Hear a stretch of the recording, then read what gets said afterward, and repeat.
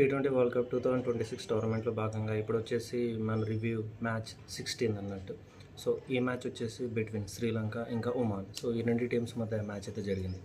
ఈ మ్యాచ్ వచ్చేసి మనకు కెనడీ శ్రీలంకలో ఉన్న ఒక స్టేడియంలోనే మ్యాచ్ జరిగింది.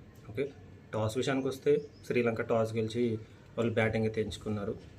ముందు చెప్పిన వీడియోలోనే ఇంకోసారి రిపీట్ చేస్తున్నాను, టాస్ గురించి నాకైతే అంతకు తెలియదు.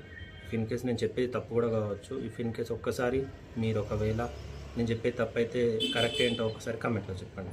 Okay, so Sri Lanka batting first చేసింది కాబట్టి వాళ్ళు 20 ఓవర్స్కి గాను 225 రన్స్ చేశారు, 5 వికెట్స్ కోల్పోయారు. ఓకే, సో వీళ్ళ బౌలింగ్ అంటున్నాను. సో వీళ్ళ బ్యాటింగ్ విషయానికి వస్తే మాత్రం వీళ్ళలో రత్నాయకే మనకు 61 రన్స్ చేశాడు. ఓకే, ఇంకా కింద ఎందుకు చూస్తున్నా అంటే ఆల్రెడీ రాసి పెట్టుకున్నా, మర్చిపోతా అని చెప్పేసి అందుకోసమే చూసి చెప్తున్నా. సో ఇంకా శనక 50 రన్స్ చేశాడు. ఓకే, ఇంకా కుశల్ పరేరా మనకి 61 రన్ చేశాడు. సో ఇక మిగతా బ్యాటర్లంతా అంత ప్రభావం ఏం చూపించలేదు. ఇక మా వాళ్ళే కొట్టేశారు కదా అంతగా, ఎందుకంటే ముగ్గురు హాఫ్ సెంచరీలు చేశారు కదా. ఐ థింక్ ఒక టీంలో ముగ్గురు హాఫ్ సెంచరీలు చేయడం ఐ థింక్ ఇదే ఫస్ట్ టైం అనుకుంటా, కరెక్ట్ మీ ఫేమ్లో.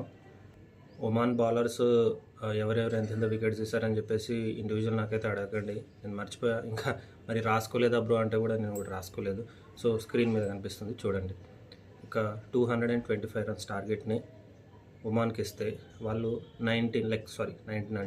20 ఓవర్స్లో వాళ్ళు జస్ట్ 120. ఓకే, సో 120 రన్స్ మాత్రమే సార్. ఆల్అవుట్ అయ్యారంటే లేదా ఆల్అవుట్ అవ్వలేదు. 9 వికెట్స్ మాత్రమే పడ్డాయి. సో వాళ్ళ దాంట్లో ఎక్కువ స్కోర్ చేసింది అయితే 1 పర్సనే. ఆ పర్సన్ పేరే నదీమ్. సో నదీమ్ సో నదీమ్ మాత్రమే హాఫ్ సెంచరీ చేశాడు, 50+ ఏమో స్కోర్ చేశాడు అంతే. మిగతా బ్యాటర్స్ అంతా గేమ్ ప్రభావం చూపించలేదు. ఇక ఎందుకంటే 225 టార్గెట్ వచ్చేసి అది చాలా చిన్న టార్గెట్ అయితే కాదు, చాలా పెద్ద టార్గెట్ అది. ఓకే, సో దాన్ని చేసే క్రమంలో అంతగా వాళ్ళు బ్యాటింగ్ అనేది వాళ్ళే చాలా విఫలమైంది. ఓకే, ఇది శ్రీలంకకి చాలా ఈజీ విన్ అని చెప్పాలి. సో వాళ్ళకి కంటిన్యూస్లీ ఇది సెకండ్ విన్. సో ఫస్ట్ మ్యాచ్లో కూడా వాళ్ళే గెలిచారు, ఇప్పుడు సెకండ్ మ్యాచ్లో కూడా గెలిచారు కాబట్టి ఐ థింక్ సూపర్ 8గా వెళ్ళే ఛాన్స్ కూడా వాళ్ళకు బాగానే ఉంది. సో ఇది మ్యాచ్ మీద నా రివ్యూ. ఇన్ కేస్ మ్యాచ్ మీరు చూస్తుంటే మరి మ్యాచ్ మీకు ఎలా అనిపించిందో కమెంట్ చేయండి. అలాగే మీకు ఎవరి బ్యాటింగ్ నచ్చింది, ఎవరి బౌలింగ్ నచ్చింది అని చెప్పేసి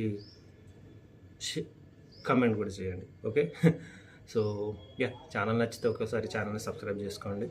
సో ఇది ఇప్పటికైతే వీడియో అయితే నేను క్లోజ్ చేస్తున్నాను. So this is Vikram Rathod signing off.